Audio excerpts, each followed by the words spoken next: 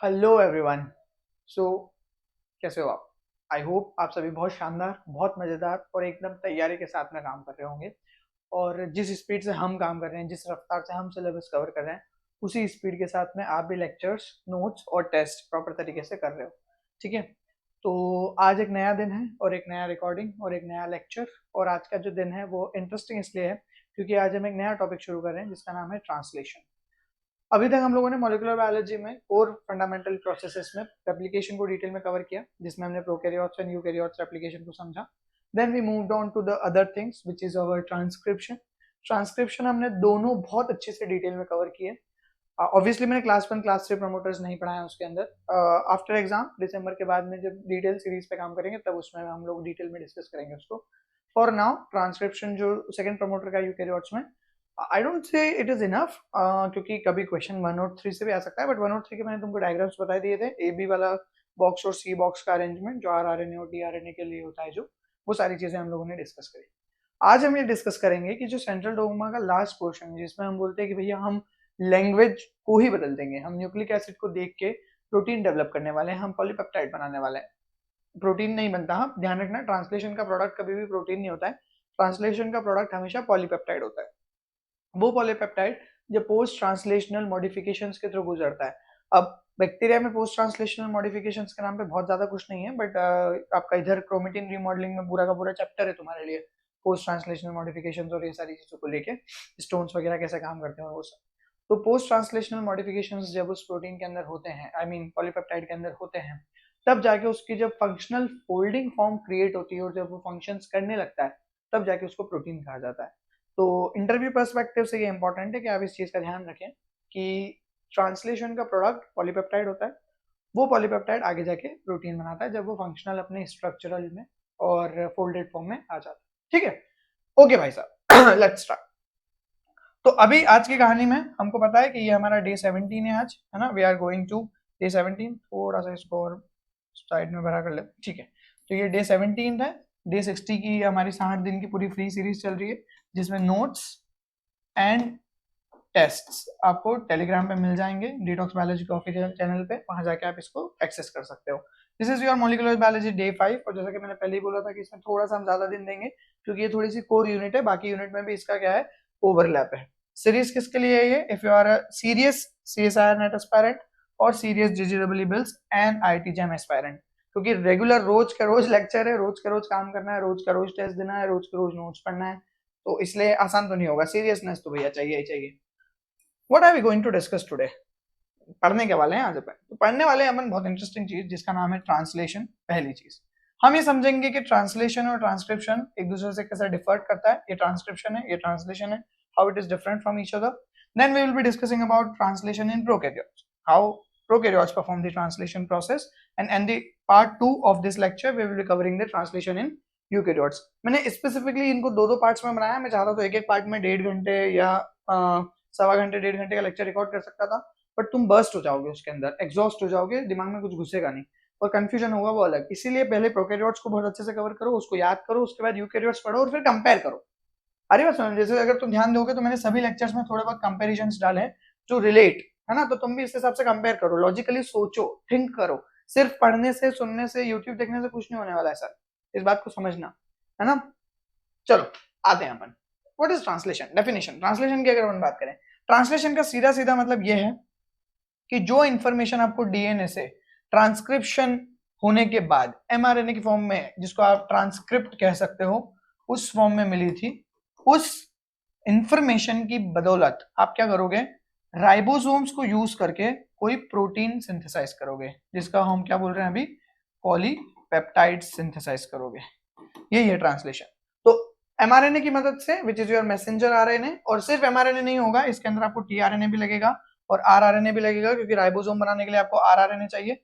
Ribosomes are nothing, these are ribonucleoproteins. तो इसके अंदर आरआरएनए और कुछ प्रोटीन्स होते हैं जो इसको बनाते हैं। टीआरएनए में, टीआरएनए क्या करेगा, आपका अमीनो एसिड ट्रांसफर के लिए रिस्पॉन्सिबल होगा, इसीलिए इसको ट्रांसफर आरएनए भी बोला जाता है। और एमआरएनए आपका क्या होगा, मैसेंजर, जिसके अंदर आपका मैसेज लिखा होगा, जिसके थ्रू आप पॉलीपेप्टाइड को सिंथेसाइज करोगे। ठीक है, हमेशा ध्यान रखना है कि पॉलीपेप्टाइड हमेशा एन टर्मिनस से सिंथेसिस होगा, तो पहला एन टर्मिनस होगा, 5 प्राइम टू 3 प्राइम डायरेक्शन में आपका ये रीड किया जाएगा। 5 प्राइम टू 3 प्राइम डायरेक्शन में एमआरएनए बनता भी है, तो दोनों जिधर जैसा बना है वैसे रीड भी हुआ है। 3 फेजेस होंगी इसके अंदर। पहली फेज होगी हमारी वही इनिशिएशन, दूसरी होगी इलोंगेशन और तीसरी होगी टर्मिनेशन। सेम है, रेप्लिकेशन में भी यही था, ट्रांसक्रिप्शन में भी और ट्रांसलेशन में भी यही है, बट इसमें कहानी बदल कहां जाएगी, यहां बदल जाएगी। इनिशिएशन में आपका राइबोसोम जुड़ेगा किससे, पहले वाले टीआरएनए से जुड़ेगा, और आपका क्या होगा, अब देखो binding of ribosome and first tRNA to the mRNA, है ना। तो राइबोसोम और टीआरएनए की बाइंडिंग किसके ऊपर, एमआरएनए के ऊपर, ये होगा हमारा इनिशिएशन। तो हमारा एमआरएनए है, ये एमआरएनए हमारे पास, इसके ऊपर राइबोसोम और पहला वाला टीआरएनए, फर्स्ट टीआरएनए, कीवर्ड है ये, फर्स्ट टीआरएनए की बाइंडिंग जब होगी इसको आप कहोगे इनिशिएशन। जब ये बाइंडिंग प्रॉपर हो गई, that is your initiation. Elongation की अपन बात करें तो इलोंगेशन में राइबोसोम्स क्या करेगा, आपका एक के बाद एक अमीनो एसिड जोड़ता जाएगा और इसके बेसिस पे आपकी पॉलीपेप्टाइड चेंज होगी, वो ग्रो होगी, और इसको बोलेंगे हम इलोंगेशन। बहुत आसान। टर्मिनेशन की बात करें तो यहाँ पे आपका क्या होगा, राइबोसोम का और पॉलीपेप्टाइड चेन जो अभी आप पीछे से बना के लाए हो उसका रिलीज हो जाएगा with the help of some factors, और उसको हम कहेंगे टर्मिनेशन। तो अगर बिल्कुल बेसिक कहा जाए तो इनिशिएशन का सीधा सीधा मतलब क्या है, एमआरएनए पे टीआरएनए और राइबोसोम को बिठाना। इलोंगेशन का मतलब है उनको बिठाने के बाद में जो एमआरएनए में सीक्वेंस है उसके बेसिस पे अमीनो एसिड की पॉलीपेप्टाइड चेन सिंथेसाइज करना। और जब टर्मिनेशन होने वाला है, जहां पे होना चाहिए वहां टर्मिनेशन होने के साथ साथ आपका राइबोसोम और पॉलीपेप्टाइड जो आपने अभी बनाया इलोंगेट करके उसका रिलीज हो जाए। That is basic mechanism of your translation, initiation, elongation and termination. Simple है, great, let's move on. Now what is the difference. अब डिफरेंस इसलिए समझना जरूरी है क्योंकि ट्रांसक्रिप्शन में डिटेल में पढ़ा है, तो अगर हमको ट्रांसक्रिप्शन से रिलेटिवली ट्रांसलेशन पढ़ेंगे तो ये जल्दी हो जाएगा। देखते हैं कैसे। डीएनए से आरएनए बनाते हैं अपन ट्रांसक्रिप्शन में, बिल्कुल यही बात होती है, लेकिन ट्रांसलेशन में हम आरएनए से प्रोटीन डेवलप करेंगे। Again this is not protein, it is polypeptide. मैं जानबूझ के बार बार एम्फेसिस कर रहा हूँ इस पे क्योंकि इंपॉर्टेंट है, और प्रोटीन इसलिए लिखा है मैंने क्योंकि किताबों में बहुत सारे प्रोटीन भी लिखा होता है, गलत है बेटी। फिर न्यूक्लियस में होता है ये ट्रांसक्रिप्शन यूकेरियोट्स के केस में, और ट्रांसलेशन यूकेरियोट्स के केस में साइटोसॉल में होता है, ठीक है। प्रोकैरियोट्स में दोनों एक ही जगह होते हैं तो वो लिखने की जरूरत नहीं थी। प्रोडक्ट की अगर बात करें तो यहाँ पे टाइप ऑफ आरएनए बनते हैं, अलग अलग टाइप्स ऑफ आरएनए बनते हैं आपके ट्रांसक्रिप्शन के प्रोडक्ट। यहाँ पे हमारा प्रोडक्ट क्या होता है, पॉलीपेप्टाइड होता है, जो किसके बेसिस पे होता है, जो आरएनए आपने डेवलप किए हैं उनके बेसिस पे, मतलब एमआरएनए के बेसिस पे, टीआरएनए और आरआरएनए इन सब की मदद से आपका क्या बनता है, पॉलीपेप्टाइड बनता है। स्प्लाइसिंग यहाँ पे यूजुअली रिक्वायर्ड होती है कि भाई साहब आपको स्प्लाइस करना पड़ेगा, यूकेरियोट्स की बात करें तो, और यहाँ पे कोई स्प्लाइसिंग रिक्वायर्ड नहीं होती है, ठीक है। उसके बाद में यहाँ पे रॉ मटेरियल, क्या चीजों को यूज करके आप ट्रांसक्रिप्शन चलाते हो, ऑब्वियसली एनटीपीस, क्योंकि आरएनए बनाना है तो एनटीपीस उनके क्या होंगे, मोनोमर्स होंगे जो पॉलीमराइज होकर आरएनए बनाएंगे। यहाँ पे रॉ मटेरियल की बात करें तो हमारे 20 अमीनो एसिड्स जो है वो रॉ मटेरियल। 20 अमीनो एसिड्स कौन कौन से हैं, आई थिंक तुमको सभी को याद होगा, है ना, WFMWP, CST-YNQ, HRK और आपका DE, ये हो गए 20 amino acid. Now prokaryotic translation पे आते हैं अपन। पहली चीज तो ध्यान रखना है कि प्रभु ये आपका सिंपल होगा यूकैरियोट से, यूकैरियोट्स हम कल डिस्कस करेंगे, तो obviously it is simpler than eukaryotes, पहली चीज। दूसरी बात, इसके कुछ स्टेप्स देख लेते हैं। अब स्टेप्स ध्यान से समझना इंपॉर्टेंट है। स्टेप्स में सबसे पहले होगा टीआरएनए की चार्जिंग, टीआरएनए की क्या, चार्जिंग, और उसी के साथ साथ टीआरएनए के चार्जिंग के साथ साथ डिसोसिएशन ऑफ राइबोसोम इनटू 2 सब यूनिट्स। अब तुम ये बात जानते हो कि हमारा जो प्रोकैरियोट है उसके अंदर 70S राइबोसोम मिलता है, और ये 70S राइबोसोम जो है ये आपके 2 सब यूनिट, स्मॉलर 30S और लार्जर 50S सब यूनिट से बना हुआ होता है। अब यहाँ पे S का मतलब क्या है, सेडिमेंटेशन कोफिशिएंट या सेडबर्ग कोफिशिएंट या सेडबर्ग यूनिट या सेकंड साइज तरीके से अरेंजमेंट हम बोलते हैं। कुछ बच्चों में ये कंफ्यूजन होता है कि जब हम 30S और 50S को प्लस करते हैं तो 70S क्यों नहीं बनता है। उसका कारण ये है कि यहाँ पे डायरेक्टली मैथमेटिक्स नहीं लगती बेटा, है ना। ये 30S जो है वो उसका टाइम पीरियड है, 30S मतलब उसका टाइम पीरियड है, 1s = 10⁻³ सेकंड्स होता है ये, तो ये उसका टाइम पीरियड है सेडिमेंट होने के लिए अंडर द सेंट्रीफ्यूगेशन। 50S उस लार्जर सब यूनिट का टाइम पीरियड है सेडिमेंट होने के लिए अंडर द सेंट्रीफ्यूगेशन, और जब इन दोनों को जोड़ देते हो आप तो इसमें 70S लगते हैं इसको सेडिमेंट होने के लिए, ये है वो, हाँ, तो इसीलिए इसको डायरेक्टली प्लस नहीं करते हो। यूकैरियोट्स में हम जाएंगे तो हम आपका 80S बनाएंगे, वहां पे 40S और 60S मिलके बनेगा, और माइटोकॉन्ड्रिया के केस में कभी कभी 100S तक की कहानी भी चली जाती है, ठीक है।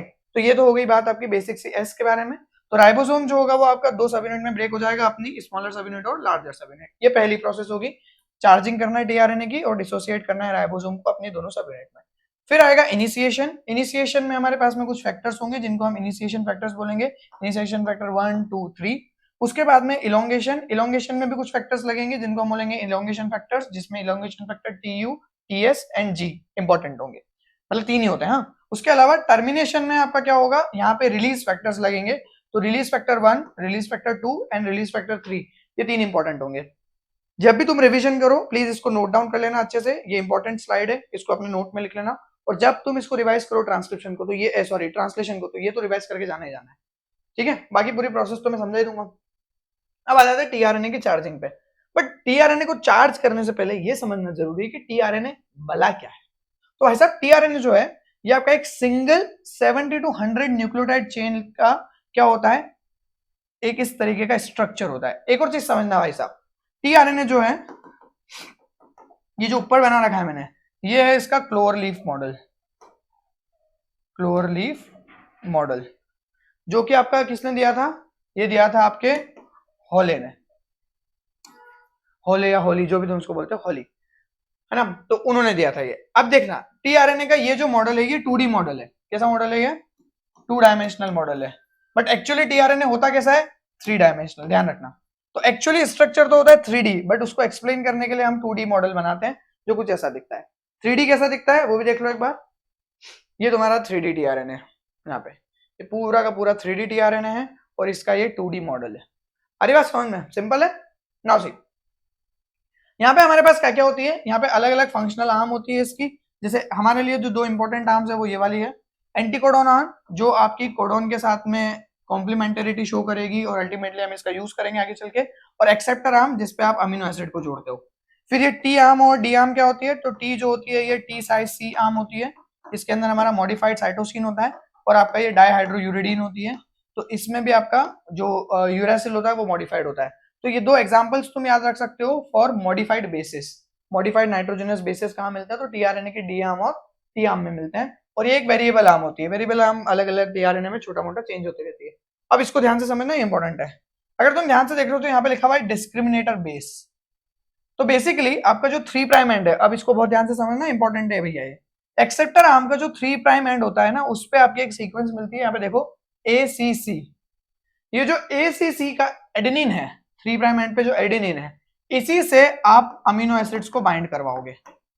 इसी से क्या करवाओगे आप, अमीनो एसिड्स को बाइंड करवाओगे। ACC पढ़ोगे कैसे, 3 प्राइम टू 5 प्राइम, तो ऐसे चल के आओगे 3 प्राइम, इस तरीके से ये वेरिएबल आर्म हो गई, एंटीकोडोन लूप, ये डी आर्म, और इसके बाद में यार तो 3 प्राइम टू 5 प्राइम क्या लगा हुआ है, ACC। ये जो A है इसी से क्या जुड़ेगा, अमीनो एसिड जुड़ेगा। ये इंपॉर्टेंट है, याद रखना है ना। और बेसिकली ये जो ACC है ये यूजुअली क्या मतलब सभी टीआरएनए में एक जैसा होता है। फिर इसके बाद जो अगला वाला आता है ये होता है डिस्क्रिमिनेटर बेस। ये जो डिस्क्रिमिनेटर बेस है ये डिस्क्रिमिनेट करवाता है कि ये वाला टीआरएनए इस अमीनो एसिड के लिए बना है और ये वाला टीआरएनए इस अमीनो एसिड के लिए। अरे बात समझ में, इसके बेसिस पे आप फिर क्या करते हो, आपका अरेंजमेंट करते हो।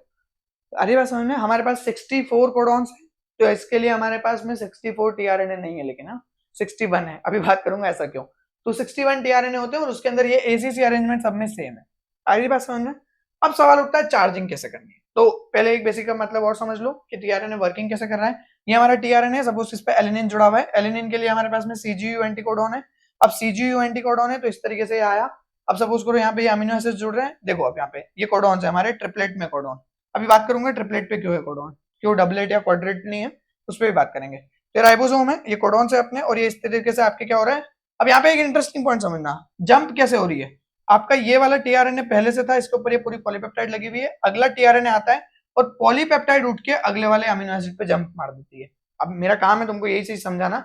अभी के लिए तुम इतना सा समझो कि कोडॉन मूव करते जाएंगे और आपकी पॉलीपेप्टाइड बनी हुई पॉलीपेप्टाइड अगले अमीनो एसिड पे जंप करेगी और इस तरीके से चीजें आगे बढ़ती जाएगी। अभी अगर तुमको थोड़ा बहुत कंफ्यूजन हुआ है कोई प्रॉब्लम नहीं है, लेक्चर के एंड तक ये कंफ्यूजन गारंटीड दूर हो जाएगा, बस थोड़ा सा सब्र रखो। अरे बात समझ में यहाँ तक। नाउ इस तरीके से पूरी कहानी होगी। तो टीआरएनए का मेन फंक्शन क्या है, अमीनो एसिड्स को लेके आना, और फिर यहाँ पे कुछ कहानी होने वाली है, अभी के लिए इतना काफी है। अब थोड़ी सी चार्जिंग पे बात कर लेते हैं।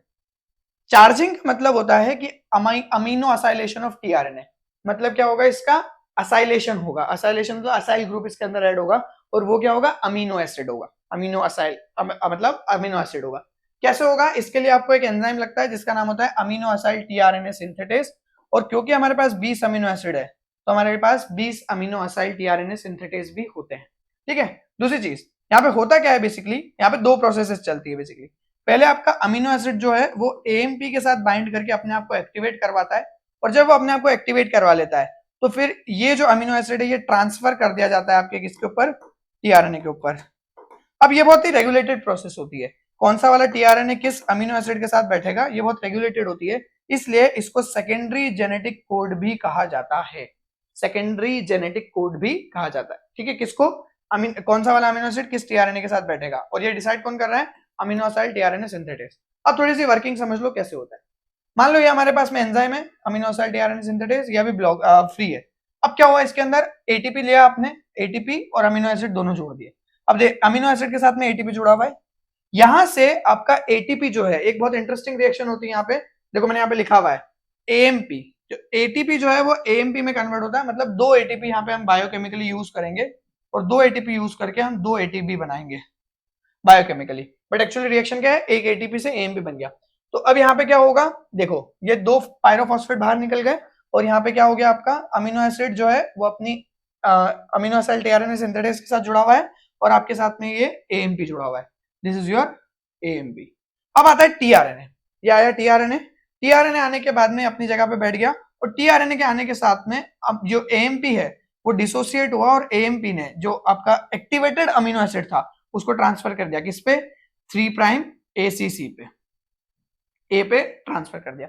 अब ये जो एडेनिन है ना, इसके अंदर दो पॉसिबिलिटी है, एडेनिन किसका, ये टीआरएनए का, इसके अंदर या तो ये 3 प्राइम पे कर सकते हो आप, ये 3 प्राइम पे कर सकते हो अमीनो एसिड ऐड, या फिर 2 प्राइम पे कर सकते हो। इसकी पूरी बेसिक मैकेनिज्म यहाँ पे ये है, बट मैं इतना डिटेल में नहीं लेके जाऊंगा तुमको, सिर्फ इतना ध्यान रखना है ये 3 प्राइम ओएच ग्रुप पे भी अटैच हो सकता है आपका ये अमीनो एसिड, या फिर 2 प्राइम ओएच पे भी अटैक हो सकता है, बस इतना सा ही दिमाग में लगाना और कुछ भी दिमाग में लगाना, बाकी सब कुछ सेम है, एएमपी दोनों में ही निकलेगा, कोई बदलाव नहीं है उसके अंदर, सिर्फ ये याद रखना कि 3 प्राइम या 2 प्राइम ऑफ एडेनिन पे लग सकता है, बस और कुछ दिमाग में लगाना है। अल्टीमेटली आपका एएमपी रिलीज हो गया और अल्टीमेटली यहां से क्या हुआ, अमीनो असाइलेटेड टीआरएनए बाहर निकल गया, ये हो गई चार्जिंग इसकी, टीआरएनए की, जो अमीनो असाइलेटेड टीआरएनए बनाया उसी को चार्जिंग बोलते हैं। दूसरी बात मैंने कही थी कि राइबोसोमल सब यूनिट्स को डिसोसिएट करना पड़ेगा, तो राइबोसोमल सब यूनिट हमारे पास 50s और 30s, स्मॉलर और सॉरी लार्जर और स्मॉलर, ये वाली लार्ज है और ये वाली स्मॉल है, ये दोनों आए। अब ये लार्जर सब यूनिट बाहर निकल गई और ये जो 30s स्मॉलर सब यूनिट है इसको कौन अब रिलीज कौन करवाता है, तो इसको रिलीज कराने का जो काम है वो करता है आपका राइबोसोमल रिलीज फैक्टर, और इसके साथ में एक और काम करता है उसका नाम है इलोंगेशन फैक्टर जी, ये मैंने किसी स्लाइड में लिखा था पता नहीं कहाँ है, बट जाने दो आगे मिल जाएगा। तो ये दोनों याद रखना है, राइबोसोमल रिलीज फैक्टर और इलोंगेशन फैक्टर जी, ये दोनों मिलकर क्या करते हैं, इसको डिसोसिएट करवाते हैं। डिसोसिएट कराने की वजह से आपका 30s बाहर निकलता है और 30s बाहर निकल के क्या करना बनाता है अपना 30s इनिशिएशन कॉम्प्लेक्स बनाता है। हम देखेंगे ये कैसे बनता है, अभी के लिए तुम इतना ध्यान रखो कि इनिशिएशन फैक्टर 3 आगे इस पे बाइंड कर जाता है 30s पे, और अभी मैं बताऊंगा कि 30s को बाहर निकाल रहे हैं हम, तो इनिशिएशन फैक्टर 3 आके बाइंड करता है 30s के साथ में और ये इसकी रीएसोसिएशन को इनहिबिट करता है, कौन, इनिशिएशन फैक्टर 3 अब इस 30s को वापस 50s से नहीं जोड़ने देता, ये फंक्शन है, आ सकता है टेबल फॉर्म में या डायरेक्ट स्टेटमेंट, याद रखना। ओके यहाँ पे देख लो, अब ये पूरा इनिशिएशन मैंने एक बार में समराइज कर दिया है, तो इसको ध्यान से देखना, है थोड़ा छोटा हो गया है बट कोई बात नहीं। डिसोसिएशन ऑफ 70s इसको आपका RRF मतलब राइबोसोमल रिलीज फैक्टर और इलोंगेशन फैक्टर जी करेंगे, जिसकी वजह से 50s और 30s बन जाएगा। फिर उसके बाद में आपका 30s जो होगा वो इनिशिएशन फैक्टर 3 के साथ जुड़ेगा, जिसकी वजह से उसका रीएसोसिएशन जो होगा वो इनहिबिट हो जाएगा, और उसी के साथ में जैसे ही आपका इनिशिएशन फैक्टर 3 जुड़ेगा, इनिशिएशन फैक्टर 2 और इनिशिएशन 1 भी बाइंड कर जाएंगे। इनिशिएशन फैक्टर 2 जो है फिर वो एफ मेट टीआरएनए को लेके आएगा और इनिशिएशन फैक्टर 3 जो है वो एमआरएनए से बाइंड कराने में मदद करेगा, जिसकी वजह से आपका 30s इनिशिएशन कॉम्प्लेक्स बनेगा। जरा इस बात को यहां देखो, अब ये मेरा 30s सब यूनिट है, इसको फ्री कराया किसने, आरआरएफ और इनिशिएशन इलोंगेशन फैक्टर जी ने। फिर आपका ये इनिशिएशन फैक्टर 1, 2 और 3 ये तीनों आए और जीटीपी के साथ में आए, ये तीनों आके बैठ गए, है ना। अब ये बैठ गए, बैठने के बाद में इसमें से जो इनिशिएशन फैक्टर 2 है वो एफ मेट टीआरएनए जिसको हम लोग इनिशिएटर टीआरएनए बोल रहे हैं, और इनिशिएशन फैक्टर 3 जो है वो एमआरएनए के साथ बैठने में मदद कर रहा है। जैसे ही इन्होंने बिठाया तो अब क्या हुआ, इनिशिएटर टीआरएनए बैठ गया, एमआरएनए भी बैठ गया, तो यहाँ पे आपका क्या बना, 30s इनिशिएशन कॉम्प्लेक्स बना। अब यहाँ पे एक इंपॉर्टेंट वर्ड आता है जिसका मतलब होता है जिसका नाम होता है शाइन-डलगेर्नो सीक्वेंस। अब आजकल ये इतनी ज्यादा यूज में नहीं होती है, बट अभी तो सवाल आते हैं इसके ऊपर। तो शाइन-डलगेर्नो सीक्वेंस जो है ये आपकी अपस्ट्रीम होती है स्टार्ट कोडॉन से। स्टार्ट कोडॉन क्या मतलब क्या होता है, जहां से हम लोग हमारा पॉलीपेप्टाइड सिंथेसिस शुरू करेंगे। यूजुअली एयूजी होता है, वो दूसरे भी हो सकते हैं बट यूजुअली एयूजी होता है। तो यहां से आपका अपस्ट्रीम होता है। तो ये जो शाइन-डलगेर्नो सीक्वेंस है ये 30S में आपका 16S राइबोसोमल आरएनए होता है, 16S आरआरएनए ये 30S के अंदर। ये जो 16S आरआरएनए है ये बेसिकली शाइन डलगेनो सीक्वेंस को रिकॉग्नाइज करता है, इसीलिए हमको 50 और 30 को डिसोसिएट करना है, ताकि डिसोसिएट करके वो जो 30 है वो आपका शाइन डलगेनो सीक्वेंस को रिकॉग्नाइज करे और वहां पे बाइंड करवा सके, और उसमें मदद कौन कर रहे हैं, इनिशिएशन फैक्टर्स कर रहे हैं। आ रही बात समझ में? अब ये हो गया अल्टीमेटली आपका 30S इनिशिएशन फैक्टर बन गया, इनिशिएशन कॉम्प्लेक्स बन गया सॉरी। इसके अंदर क्या है, हमारा इनिशिएटर टीआरएनए है, हमारा एमआरएनए है, हमारा जीटीपी है और हमारा इनिशिएशन फैक्टर 2 है। ये सारी चीजें अभी तक लगी हुई है। अब जैसे आपका 30S इनिशिएशन कॉम्प्लेक्स बन गया, इसके बाद में यहाँ पे 50S सब यूनिट आती है, और जैसे 50S सब यूनिट यहाँ पे बाइंड करती है आपके 1 और 3 यहाँ से निकल जाते हैं। इस डायग्राम में 1 और 3 पहले ही निकाल दिया है, बट ये दोनों प्रोसेस एक साथ होती है, ठीक है। तो अब इसमें क्या हो रहा है कि आपकी बाइंडिंग हुई 50S सब यूनिट की, 1 और 3 भी साथ में निकल गए, तो बाइंडिंग और 1 और 3 का रिमूवल साथ में है। इसी के साथ साथ में यहाँ पे जो जीटीपी जुड़ा हुआ था, ये जीटीपी जुड़ा हुआ था, इसका हाइड्रोलिसिस होता है, और इसी के साथ आपका इनिशिएशन फैक्टर 2 भी डिसोसिएट हो जाता है, और अल्टीमेटली जैसे ही वो डिसोसिएट होता है यहाँ पे आपका 70S इनिशिएशन कॉम्प्लेक्स बन जाता है। तो पहले 30S इनिशिएशन कॉम्प्लेक्स बना, फिर 70S इनिशिएशन कॉम्प्लेक्स बना, और इसके बाद में यहाँ पे इमेजिनरीली हम बोलते हैं कि ए साइट, पी साइट और ई साइट बन गई है, किसके अंदर, लार्जर सब यूनिट ऑफ राइबोसोम में। अब अगर ध्यान दोगे तुम तो पहला अमाइनो एसिड जो है, मतलब पहला टीआरएनए जो है वो हमेशा पी साइट पे होता है। कौन सा है, प्रोकैरियोट्स के केस में वो एफ-मेट, फॉर्माइलेटेड मिथ्योनिन है। फॉर्माइलेटेड मिथ्योनिन क्यों है वो आज मैं डिस्कस नहीं कर रहा हूँ, अब बट अभी के लिए तुम इसको समझो क्या फॉर्माइलेटेड मिथ्योनिन होता है, हमारे केस में मिथ्योनिन होगा। तो इस केस में आपका 50S यहाँ पे जुड़ा और आपका पूरा 70S इनिशिएशन कॉम्प्लेक्स बनाया, जीटी पे हाइड्रोलाइज हो गया और ये पूरी की पूरी कहानी कंप्लीट हो गई। इस तरीके से हम इनिशिएट करते हैं। अच्छा, अब इसमें ज्यादा परेशान मत होना कि पहले कौन सा निकल रहा है बाद में कौन सा निकल रहा है, ये बहुत ही फास्ट प्रोसेस होती है, इसको इस तरीके से केटर करना बहुत आसान नहीं है। ये चीज मैंने व्यूअर से ली है तो तुम इस पे ज्यादा भरोसा कर सकते हो। चलो आगे बढ़ते हैं। ना आ जाते हैं अपन इलोंगेशन पे। देखो अब एमआरएनए जो है वो आपका 5 प्राइम टू 3 प्राइम डायरेक्शन में क्या होगा, रीड होगा, जैसा कि मैंने तुमको बताया था थोड़ी देर पहले पे, और आपका जो प्रोटीन होगा वो एन टर्मिनल से सी टर्मिनल की तरफ बढ़ेगा। तो हमेशा ध्यान रखना कि अगर कोई पूछा जाए कि पहला अमीनो एसिड किस टर्मिनल पे लगाओगे, तो हमेशा किधर लगाओगे, एन टर्मिनस पे लगाओगे। अब एलोंगेशन में जो इंपॉर्टेंट कॉन्सेप्ट आता है वो आता है जेनेटिक कोड का, और जेनेटिक कोड टेबल तुमको याद होना चाहिए। अभी तो हम नहीं पढ़ रहे उसको क्योंकि वो इतनी इंपॉर्टेंट नहीं है कि मैं 60 डेज में उसको डालूं, but definitely I will give you some tricks to how to remember it, बहुत इजी है वो। तो जेनेटिक कोड क्या है हमारा, एक ट्रिपलेट है, 3 न्यूक्लियोटाइड का बना हुआ ट्रिपलेट है, हम बात करेंगे क्यों ट्रिपलेट है। यूनिवर्सल है, बट ये यूनिवर्सल पूरी तरह से सत्य नहीं है, ऑलमोस्ट यूनिवर्सल है, और कोई गैप नहीं है इसके अंदर, कोई कॉमा नहीं है, कोडॉन डीजेनरेसी है, ऐसे बहुत सारी चीजें तुम लोगों ने बचपन में पढ़ी होगी। अब सवाल उठता है कि क्यों ट्रिपलेट कोडॉन्स और 64 कोडॉन्स क्यों चाहिए आपको, जब आपको 20 अमाइनो एसिड्स को ही कोड करना है। तो देखो यहाँ पे ध्यान से, हमारे पास कुल मिला के 4 तरह के न्यूक्लियोटाइड्स होते हैं, कौन कौन से, ए, यू, जी, सी, आरएनए की बात कर रहा हूं मैं। तो अगर 4 न्यूक्लियोटाइड्स है तो परम्यूटेशन अगर मैं लगाऊं, तो अगर मैं डबलेट रखता हूं अपने इसको, देखो ध्यान से, अगर मैं डबलेट रखता हूं अपने कोडॉन को, तो मेरे पास सिर्फ 16 कॉम्बिनेशंस बनते हैं। मुझे कोडॉन कोड कितने करना है, अमीनो एसिड 20 कोड करना है। तो अगर मैं डबलेट कोडॉन रखता हूँ कि ए जी, ए सी, ए यू, फिर वापस से आपका क्या आ गया, जी ए, इस तरीके से तुम बनाओगे ना तो 16 कोडॉन ही मिलेंगे तुमको डबलेट के केस में, और 16 तो फिर सेटिस्फाई नहीं कर पाएंगे 20 को। इसीलिए हमारे पास में ट्रिपलेट कोडॉन है, जिसके अंदर हम लोगों ने कॉम्बिनेशन बना के, परम्यूटेशन बना के 4 टू द पावर 3 किया, और 4 टू द पावर 3 के बेसिस पे हमको 64 कोडॉन्स मिले। अब क्वाड्रेट क्यों नहीं बनाते हो, जब आपका 64 के साथ में काम हो रहा है, 20 आपको अमीनो एसिड करना है और 64 में ही हो रहा है, तो फिर आपको क्यों दूसरे करने की जरूरत है, ठीक है। क्यों आपको बड़े 256 कोडॉन्स चाहिए जब आप 64 से काम कर लोगे, तो 20 अमीनो एसिड के लिए काफी है ना 64 कोडॉन्स। इसमें से भी ध्यान रखना, जो 3 होते हैं वो क्या होते हैं, अपने स्टॉप कोडॉन होते हैं। अब मैंने थोड़ी देर पहले बोला था कि ये यूनिवर्सल जो लिखा है ना, ये ऑलमोस्ट यूनिवर्सल है। उसका कारण ये है कि कुछ केसेस में तो ये स्टॉप कोडॉन होते हैं, एम्बर, ओपल, ओकरा, बट कुछ केसेस में ये ग्लूटामाइन, ट्रिप्टोफैन वगैरह के लिए कोड भी करते हैं, कुछ ऑर्गेनिजम्स में कोड भी करते हैं। इसीलिए ऐसा नहीं है कि एक कोडॉन जो एक जगह पे कुछ कोड कर रहा है वो पूरे यूनिवर्स में वही कोड करेगा, आई बात समझ में, इसीलिए यूनिवर्सल नहीं है ये, ठीक है। तो इसमें अब कौन सा वाला ग्लूटामिन के लिए, कौन सा ट्रिप्टोफैन के लिए, तो यूजुअली इस पे क्वेश्चंस नहीं आएंगे, बट हाँ तुमको थोड़ा बहुत बेसिक पता होना चाहिए ये CSR नेट की बात नहीं है, ये JRF और इंटरव्यू की बात बता रहा हूँ अभी।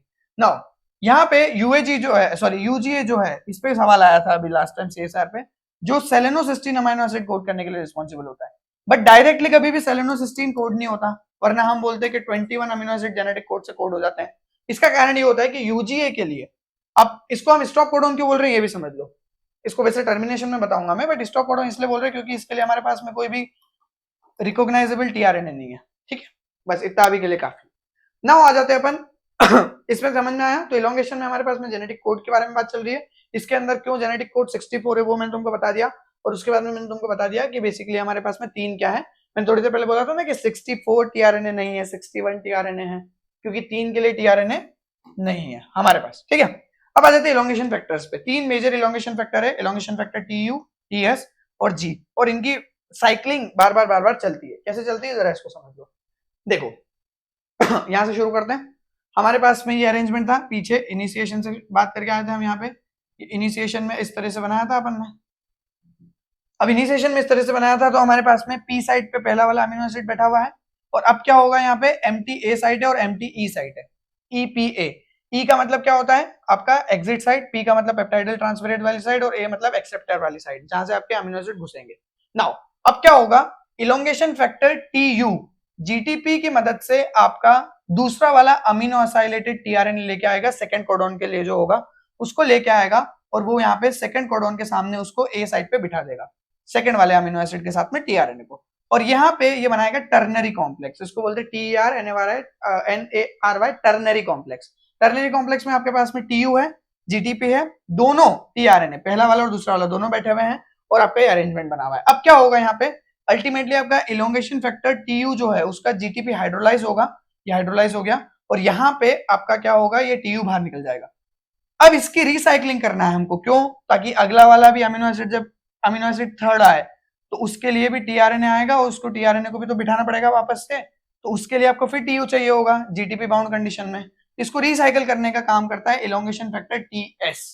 इलोंगेशन फैक्टर TS ये क्या करता है, GTP डोनेट करता है और वापस से इसको एक्टिव करा देता है, तो यहाँ पे ये इनएक्टिव था और यहाँ पे ये वापस से एक्टिव हो गया। अरे बात समझ में, नाउ यहाँ पे अब आपके दोनों अमीनो एसिड्स जुड़ गए।